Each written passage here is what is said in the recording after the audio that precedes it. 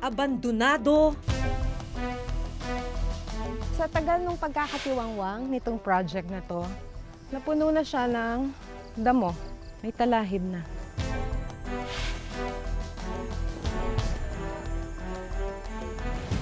Nakatiwangwang. Mapapaisip ka talaga eh. Saan napunta yung buwis, buwis ng taong bayan? At pinamumugaran na ng mga hayop. Naging tahanan na ito ng mga ibon.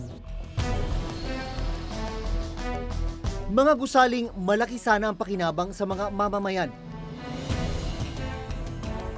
Paano humantong sa ganitong sitwasyon ang mga gusaling ginastusan ng milyon-milyong pisong pondo mula sa kaban ng bayan?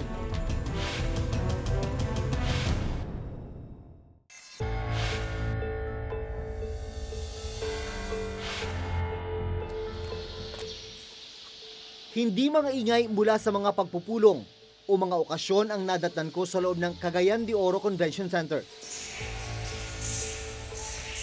Kundi mga huni ng ibon. Sa tagal na hindi nagagamit itong Cagayan de Oro International Convention Center, eto na nangyari. Naging tahanan na ito ng mga ibon.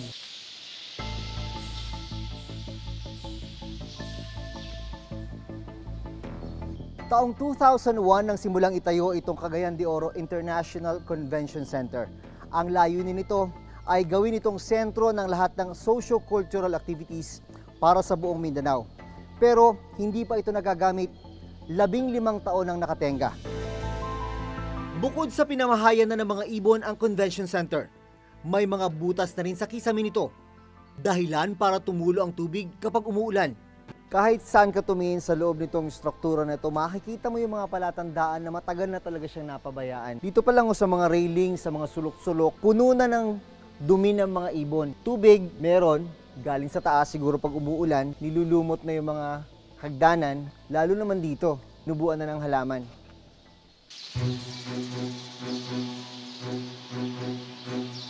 Mahigit sa 1 hektarya ang laki ng Cagayan de Oro Convention Center.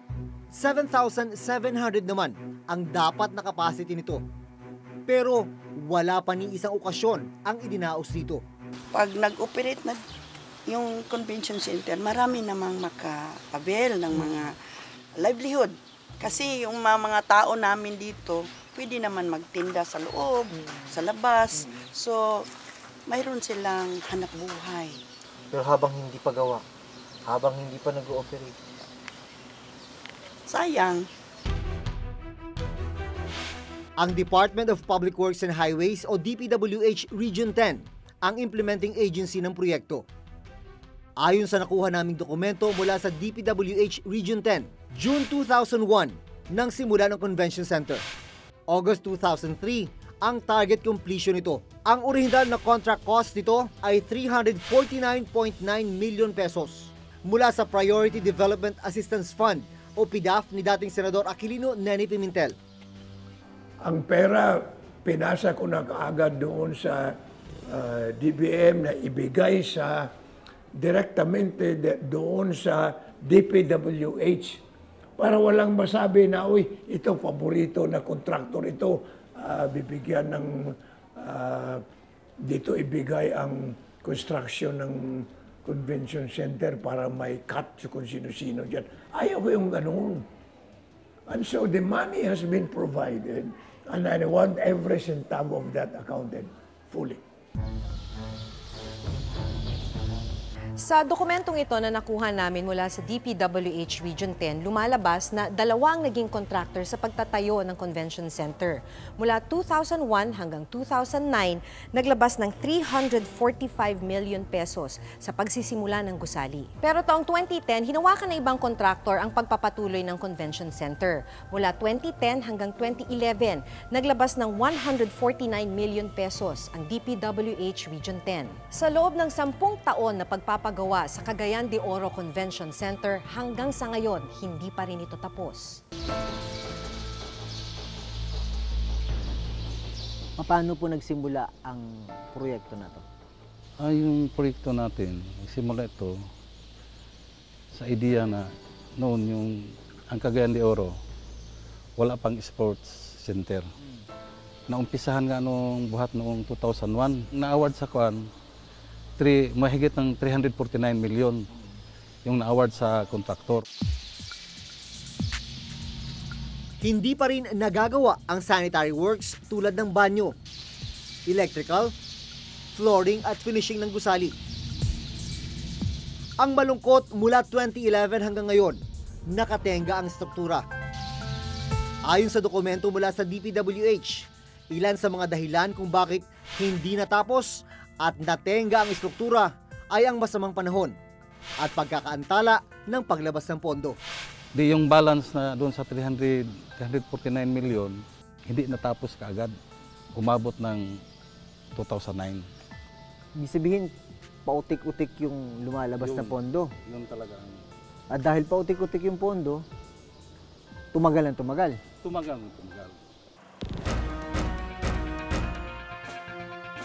Ayon sa DPWH Region 10, aayusin at itutuloy ngayong taon ang pagtatayo ng convention center. Pero para mangyari ito, kailangan pa raw ng karagdagang 324 million pesos. Dahil mahigit isang dekadang nakatenga ang gusali, lumagpas na ito sa sinasabing warranty period. Yung termites control na ilagay dito noon, ang warranty period ng noon, epektibo sa within 5 years. Oh, paano na yun? Nang araw na magtungo kami sa convention center, dumating din ang engineer ng ikatlong contractor na magpapatuloy sa paggawa ng convention center.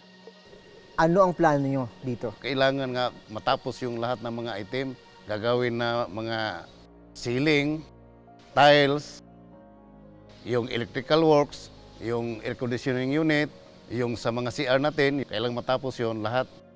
Mga gano'n nyo katagal matatapos ito? Base sa kontrata natin, abot ito ng 360 days. Dapat nga yung mga ganyan, pwede na mag-file ng draft cases ang Office of the Ombudsman dyan eh. Kasi if you read the Constitution, or even yung sa Ombudsman law, they can on their own, pag may mga waste, inefficiency. Ngayon, di ba tatapos eh. May mga inaayos pa ng mga leakages, gano'n. Palagay ko, sampa ko na yan sa Ombudsman. Tingnan na yan. Para kung sino yung mga nagluloko dyan, ay dapat makapanagutan.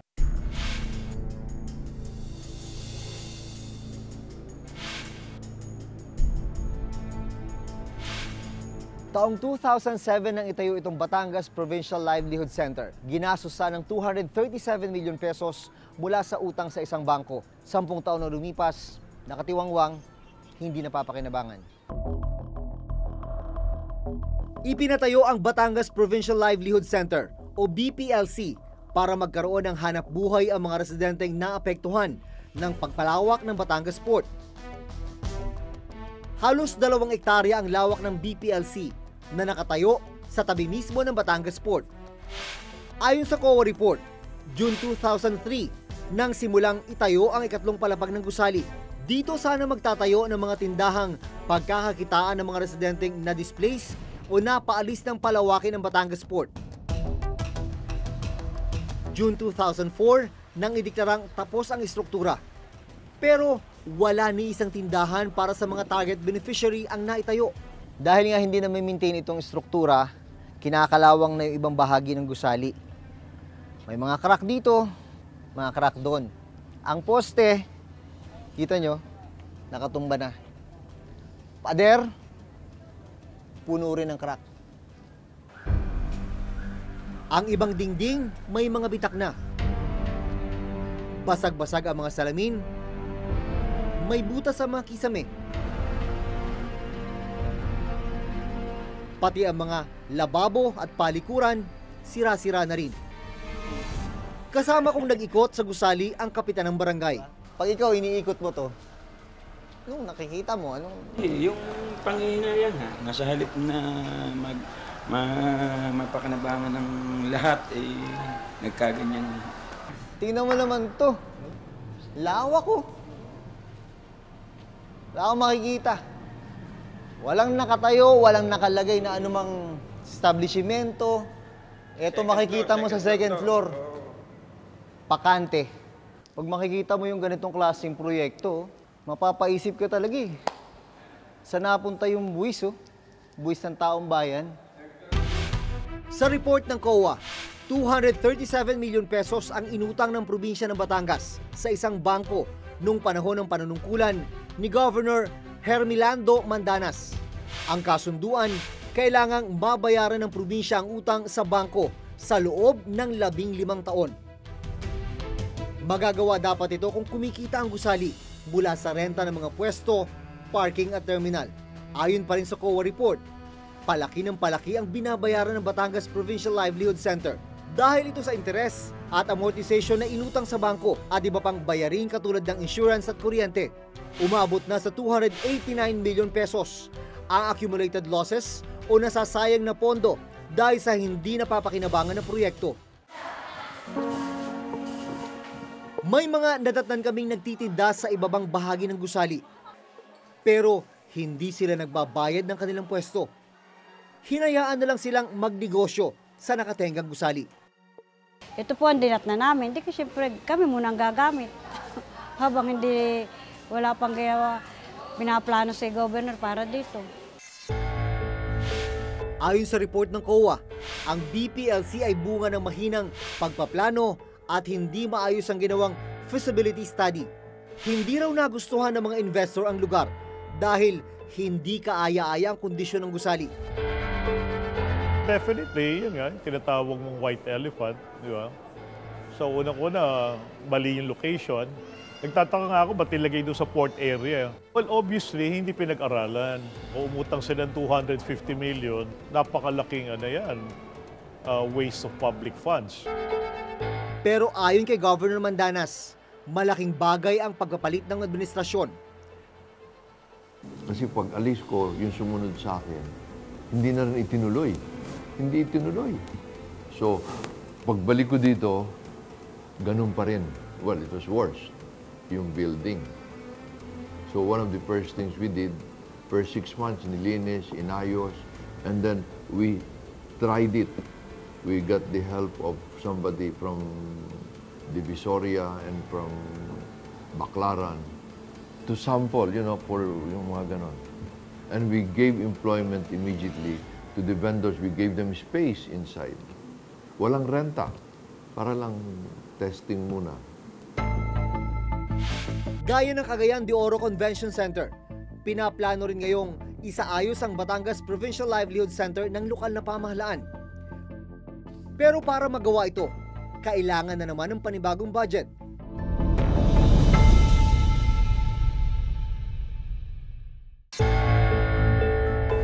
Matapos naming may ere ang report tungkol sa mga tulay na ginastosan ng pera natin pero ngayon nakatenga o kaya hindi pa rin natatapos, ilan sa mga kababayan natin ang nagpadala sa amin ng mga mensahe sa pamamagitan ng aming official Facebook account.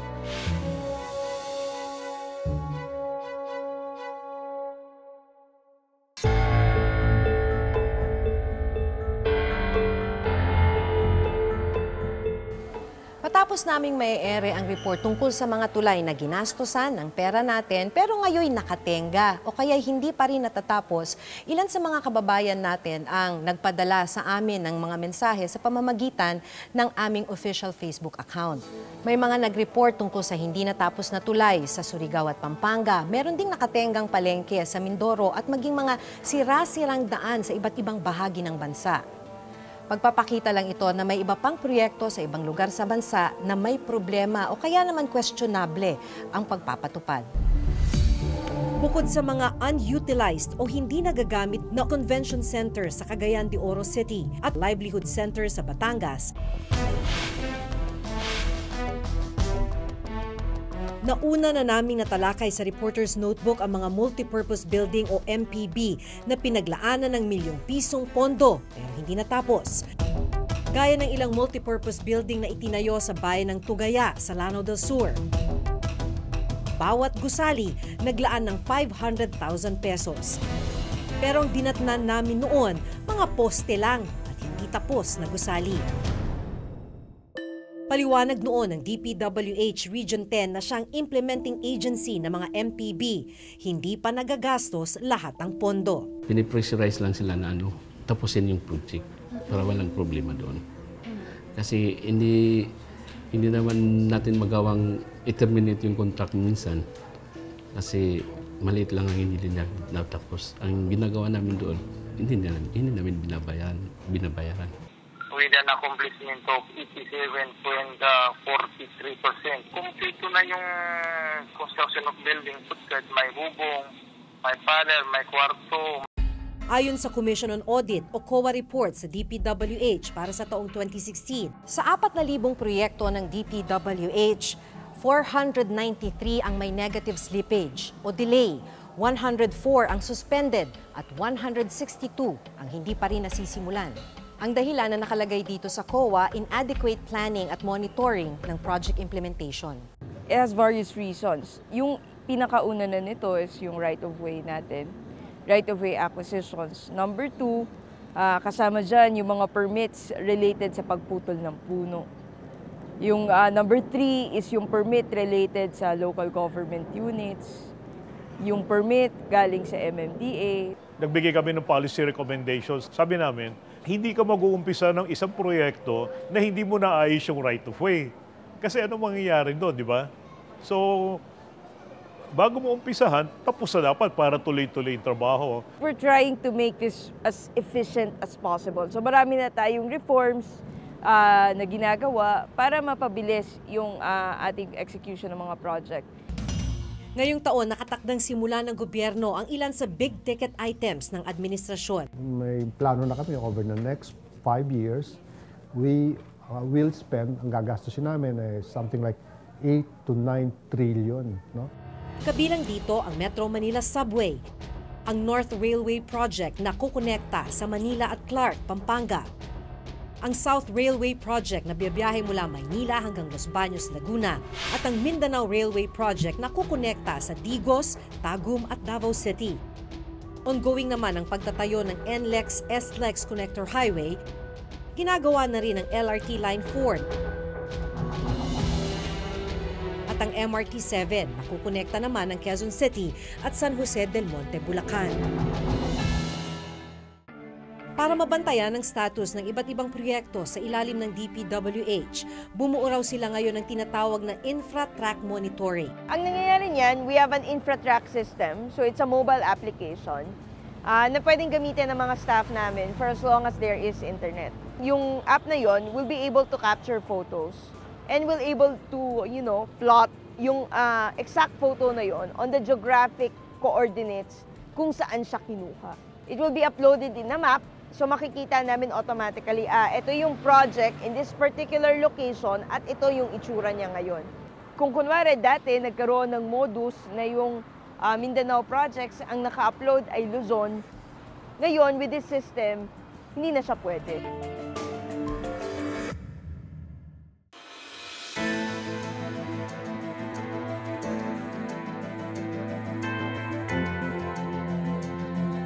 Sa mga nakita pa lang nating proyekto, nasa mahigit 800 milyong piso na ang inilaan para sa pagpapatayo ng mga tulay, convention at livelihood center. Malaki sana ang may tutulong ng mga gusaling ito sa pag-unlad ng mga komunidad. Pero ang masaklap, nakatenga ang ilan sa mga ito. Sa pagtatayo at paggawa ng mga kalsada, tulay at iba't ibang gusali, mahalaga na manatili tayong mapagmatsyag. Bantayan at tutukan ang sinumang ahensya ng gobyerno na nagpapatupad ng mga ito. Dapat tama ang kanilang gagawin dahil pera natin to. Hanggang sa susunod na Huwebes, ako si Maki Pulido. Ako si Jun Veneracion at ito nakatala sa aming Reporter's Notebook.